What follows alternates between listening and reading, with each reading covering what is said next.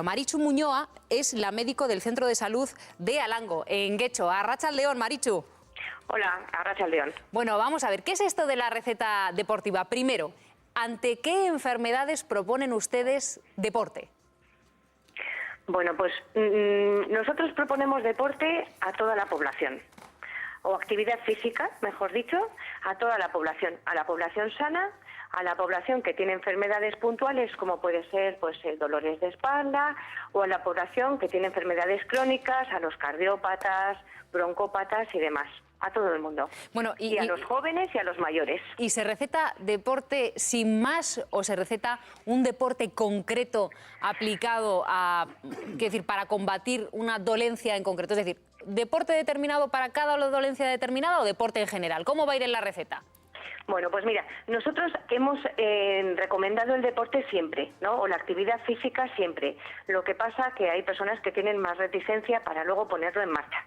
Entonces, esto es una medida que empezamos ahora, habrá que ver hasta dónde nos podemos permitir mandar a todo el mundo, pero es una medida nueva en la que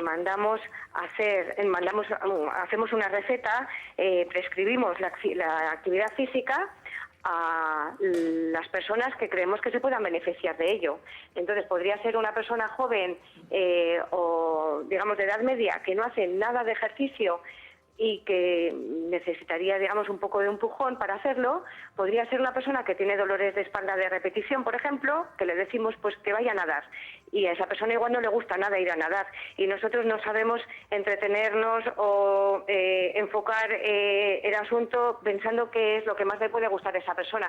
Entonces hacemos una receta donde pone necesita mejorar en la espalda, y con eso va a un monitor deportivo que se entretiene con esa persona, conoce qué preferencias tiene, de qué tiempo dispone, y con eso se establece cuál es, dentro de toda la oferta que hay a nivel del municipio, podría ser la mejor actividad física que le venga a esa persona. Bueno, yo creo que junto con la actividad física será también muy importante la nutrición. Ana Tellería nos acompaña aquí en nuestro plató de Donostia y es doctora especialista en nutrición. Bienvenida, Ana. Muchas gracias. Bueno, junto con esa receta deportiva habría que añadir quizás una receta dietética, ¿no? ¿Podría ser una receta dietética en concreto para cada una de las dolencias o cómo puede hacerse? A mí me parece que la medida es una medida muy interesante y, por otro lado, no estaría nada mal que hicieran paralelamente una medida de asesoramiento nutricional. Eso estaría estupendamente, porque de esa manera resolveríamos el problema por los dos caminos mejores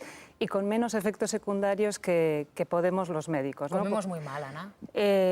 Bueno, hay de todo, hay de todo. Evidentemente, en generalizar no se puede, ¿no? Pero lo que hay es mucho error en lo que la gente cree que es positivo, bueno para la salud, malo, lo que... La gente se preocupa más probablemente por si esto engorda o no engorda, más que si esto es sano, saludable o no lo es. Entonces, a mí esta iniciativa me parece interesante. Me parece muy interesante porque la actividad física es evidentemente muy importante para la mejora de nuestra salud y sobre todo para la prevención de futuras enfermedades. Y lo que digo, hay que intentar en sanidad evitar al máximo los tratamientos farmacológicos, de manera que si tú prescribes deporte o actividad física, mejor que deporte, prescribes una alimentación saludable, probablemente vayamos a minimizar de una forma importante la cantidad de fármacos que nuestros pacientes van a tener que tomar y la calidad de vida, sin duda, y el futuro de esas personas. Bueno, yo no sé qué opinará de todo esto Aitor Ocio, exjugador del Athletic. Arratsaldeon, Aitor. Arratsaldeon, buenas tardes. Que acaba de publicar el libro Entrenamiento personalizado y alimentación. Así que de esa conjunción entre la alimentación y el deporte has estudiado, ¿no? Es una mezcla de auténtico éxito, ¿no, Aitor? Bueno, pues yo creo que es fundamental esa combinación a la que hace referencia y lógicamente hacemos referencia en el libro.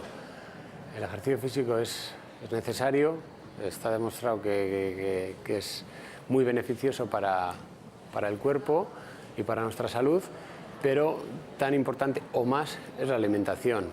Yo siempre pienso que al final para ese resultado, que es lo que es visible o consecuencia de esos hábitos, el porcentaje o la proporción es de 60, 40 o 70, 30. No sé, para mí Aitor, la lo que pasa alimentación- es que cada vez que un futbolista se mete a hablar, un futbolista o un deportista se mete a hablar de deporte y de alimentación, nos da un poco de miedo porque pensamos, ¿pero este libro está pensado para el común de los mortales?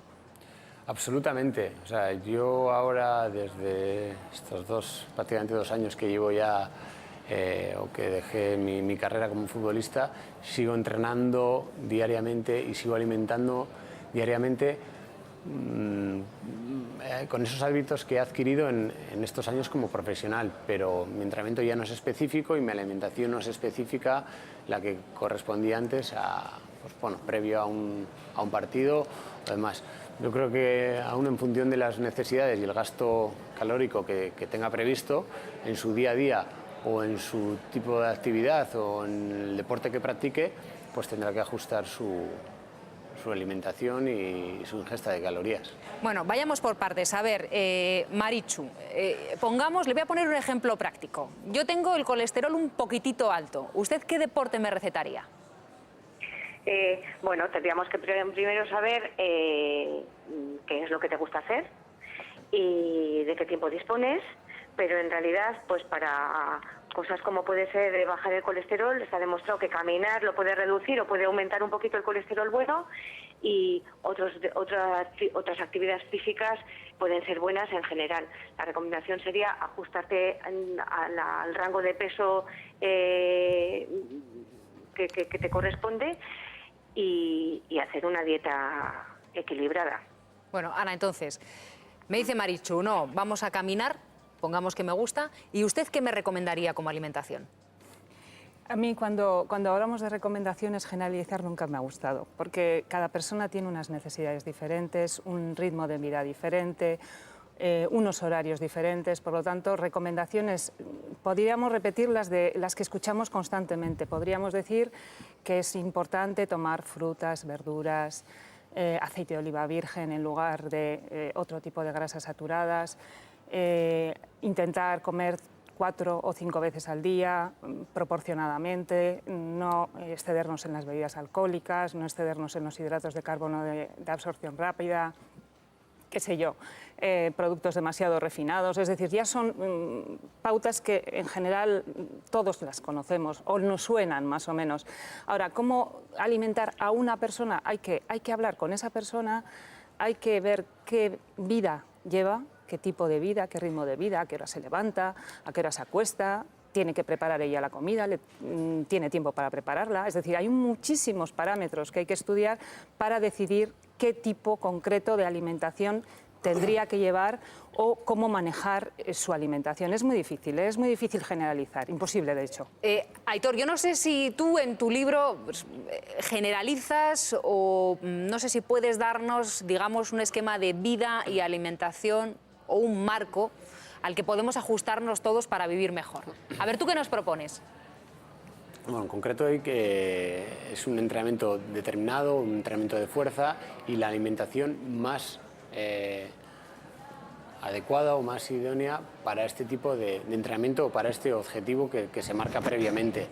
Efectivamente, estoy de acuerdo que no se puede generalizar y el libro personaliza en la medida que puede personalizar un libro variando las cantidades y los porcentajes, ¿no? A la hora como decía antes, de la ingesta de calorías o de las cantidades de proteína o de hidratos en función del peso de la persona. Ya, por supuesto, cada uno pues, la adaptará a su ritmo de vida habitual, a sus horarios o a sus posibilidades.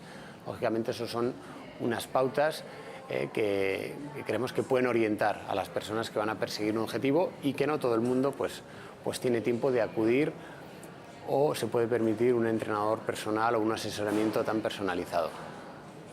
A ver, Monse, ¿qué quieres preguntar? Sí, yo quería preguntarle a Marichu por el tema de cómo reaccionar el usuario, el paciente, porque yo no sé si en esta cultura que tenemos hoy en día, el buen médico, y yo creo que es una equivocación, pero el buen médico es el que receta fármacos. Hay mucha gente que considera que si va a una consulta y el médico no le está recetando un fármaco, que es mal médico, porque no le está ayudando a curar lo que esta persona tiene. Yo quería saber si ustedes como facultativos se dan cuenta de que tienen que luchar contra ese obstáculo. Bueno, no sé si va para mí la pregunta. Sí, para usted, para usted. Sí. Pues desde luego que eso es un gran problema, pero también está considerado eso y para mucha gente también es lo cómodo. Es decir, yo me tomo una pastilla y me quito de tener que ir a andar o me quito de tener que cuidar la alimentación de una determinada manera. Es difícil luchar contra eso, es invertir mucho tiempo, es ir un poco contracorriente, porque si yo digo eso y esa persona luego consulta en otro lugar y otro médico le receta lo que sea, pues igual el paciente pierde confianza en su médico de familia. Es difícil hoy en día ir a un especialista y que no te recete nada y, bueno, pues es la gran realidad. Marichu Muñoa, luchar contra eso. Marichu Muñoa, médico del Centro de Salud de Alango de Guecho. Es que ricasco, gracias por haber estado con nosotros. Venga, es que recasco soy. Agur. Agur. Bueno, que están surgiendo muchas dudas en la mesa. A ver, Gorka. Yo sé que es un tema recurrente y en esta sociedad hablamos también mucho que hay que adelgazar y ahora que llega el verano empiezan las operaciones bikinis y otras cosas, ¿no? Y me parece, yo creo que es un problema de disciplina también y creo que es un problema de educación. Hablamos de la actividad deportiva, yo también hablaré del deporte y yo creo, y creo que aquí Iñaki también ha tratado esos temas, creo que desde las escuelas no se hace el deporte hablo para los niños, suficiente. No se ha tenido en consideración, hay profesores de gimnasia, efectivamente, en la mayoría de centros, pero yo creo que no hay una política que se lleva desde la juventud, desde los 3 años, dentro del ámbito semanal, de tener 2, 3 y hasta más horas de deporte durante la semana. Después la edad viene. Y es verdad que nosotros quizás nos abandonamos. Es un problema de disciplina. Cada uno tiene lo que puede tener, ¿no? Pero yo creo que todo esto está bienvenido, pero me da la impresión de que no cuaja. De que la gente, al fin y al cabo, y con la edad nos pasa, pues nos dejamos hacer y efectivamente, pero que es un problema personal. Entonces, ¿qué habría que hacer? Campañas, como en Estados Unidos, donde hay obesidad, etcétera, problemáticas, pero aquí, ¿qué problema tenemos en sentido general? ¿La gente es obesa? ¿No es obesa? ¿Los niños son gordos o no son gordos? Ese es el tema fundamental para mí. Sí, estoy absolutamente de acuerdo con lo que has dicho. Es muy difícil abarcar todo el problema, es muy difícil llegar a toda la población. Un camino importante e interesante, desde luego, es a nivel escolar. Sin duda, aquí es donde podríamos trabajar y donde se podría hacer algo, porque el niño además enseña al padre, da pautas al padre. Siempre que tú le das una serie de parámetros, le puede, de alguna forma, inducir al padre o a la madre a incentivar, efectivamente, a hacer un cambio, ¿no?, en los hábitos de vida. Yo recuerdo cuando éramos más jóvenes las salidas al monte, cosa que ahora ya prácticamente los niños no las hacen en los colegios. Van a excursiones en autobús y demás, pero por ejemplo el salir al monte, en tener contacto con la naturaleza, eso no solo es actividad física, es también una actividad intelectual, una actividad de cercanía con la naturaleza. Ir a una huerta, vamos a suponer, es que no estamos hablando de campañas demasiado llamativas con muchos carteles, son cosas muy sencillas. Vete a la huerta, eso en Estados Unidos precisamente se empieza a hacer porque, claro, allí tienen un problema muchísimo más serio que aquí, hay que decirlo, hay unas obesidades mórbidas tremendas y ya en la infancia, bueno, es muchísimo más grave. Pero en cualquier caso, allí ya se empieza en los colegios, en determinados colegios, a cultivar huertas en el jardín, que los niños empiezan a saber de dónde salen las frutas, de dónde salen los frutos, cocinan esos mismos frutos, de manera que conocen el origen, porque eso también se está perdiendo. Estamos perdiendo saber de dónde vienen los alimentos. Vamos al supermercado, vemos que están las estanterías llenas de cosas y muchas personas, muchos niños no saben de dónde vienen. Y también el saber de dónde viene el origen, lo que cuesta que crezca un alimento, cómo ver evolucionar ese crecimiento, yo creo que es muy importante para que el niño empiece a entender lo que significa la alimentación real, no la de las cajas que están en las estanterías de los supermercados. Ana Tellería, doctora especialista en nutrición, muchas gracias por habernos acompañado. Gracias a ti.